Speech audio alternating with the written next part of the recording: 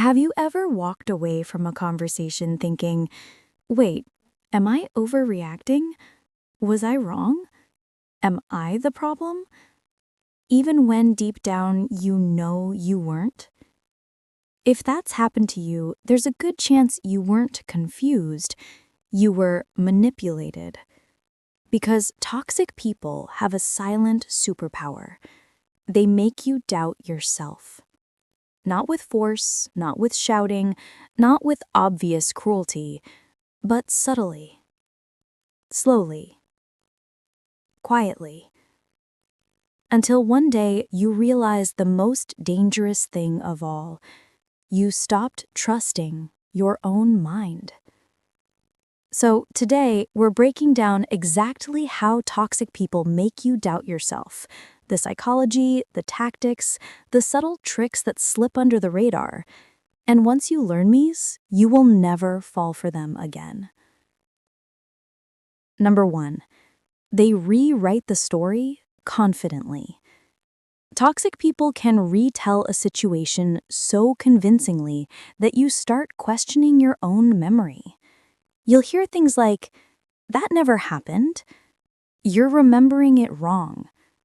I never said that." And they say it with such confidence that you start thinking, wait, did I imagine it? This is how self-doubt begins, not because you're wrong, but because they're loud. Number 2, they minimize your feelings. If you express hurt, disappointment, or anger, a toxic person won't validate your emotions. They'll shrink them. You're overreacting. You're too sensitive. You take everything too seriously. These phrases are designed to make you feel like your emotions are exaggerated, irrational, or dramatic. But here's the truth. Your feelings aren't too much. They're just inconvenient for someone who doesn't want to face their actions. Number 3, they twist the blame back onto you. You confront them calmly. You explain exactly what bothered you. 5 minutes later, you're apologizing to them. How? Because toxic people are masters at flipping the story. You bring up what hurt you, and they suddenly become the victim. "I can't believe you'd think that about me. Do you know how much I've done for you? You always make me feel like the bad guy." Now you're defending your intentions instead of holding them accountable. Self-doubt activated. Number 4, they compare you to others. Toxic people love using comparison as a weapon. No one else has a problem with this. Why can't you be more like them? They don't react the way you do. This is their way of isolating you from your own truth, of making you believe your perspective is abnormal or flawed. The more you think you're the only one who feels this way, the more you question your reality. Number 5, they give just enough affection to confuse you. This is the emotional trap. Toxic people aren't awful all the time. If they were, you'd leave instantly. Instead, they mix cruelty with kindness, just enough to keep you hoping. One day, they're cold, dismissive, hurtful. The next day, they're sweet, understanding, caring. This hot and cold dynamic creates a psychological phenomenon called intermittent reinforcement. Your brain becomes addicted to the moments when they're nice, and you start thinking, maybe it is me. Maybe I was too harsh. Maybe if I try harder, the good version will come back. The doubt grows, the self-trust shrinks. Number 6, they use silence as a weapon. If you say something they don't like, if you stand up for yourself, if you set a boundary, they withdraw. They disappear. They ignore you. they shut down emotionally. And suddenly you're panicking. Did I do something wrong? Should I apologize? Did I ruin everything? Their silence makes you blame yourself for simply speaking the truth.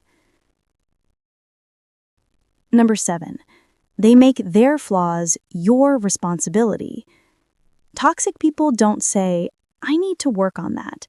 Instead, they say, you made me angry. You triggered me. You caused this. If you didn't act like that, I wouldn't behave this way. Their failures become your fault. Their reactions become your responsibility. And over time, you stop trusting your own instincts because you're too busy managing their emotional storms. Number 8, they make you guilty for having boundaries. Toxic people hate boundaries. So when you set one, they treat it as rejection. You don't care about me. Wow, so I'm the bad person now? You're selfish. And suddenly you start doubting yourself for doing something healthy. Healthy behavior shouldn't create guilt. Manipulation does. Number 9, they take advantage of your empathy. You try to understand them. They take advantage. You give them the benefit of the doubt.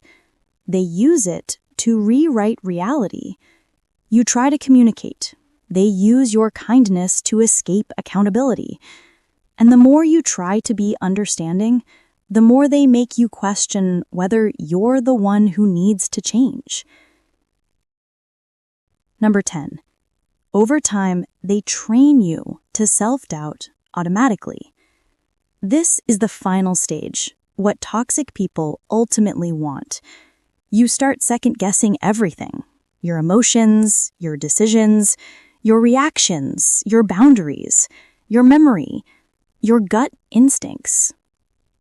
Once you stop trusting yourself, they don't even need to manipulate you anymore. You do it to yourself.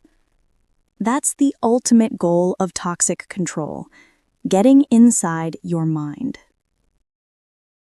But here's the truth they never want you to realize. The doubt in your mind is not a sign that you're the problem. It's a sign that someone trained you to believe you are. Toxic people don't make you doubt yourself because you're wrong. They do it because it benefits them. And the moment you start trusting yourself again, your intuition, your judgment, your emotions, their power over you collapses completely. If this video helped you understand what's really happening when someone makes you doubt yourself, hit like, subscribe, and tell me in the comments. Have you ever felt self-doubt because of someone else's behavior? Your story might help someone finally recognize that their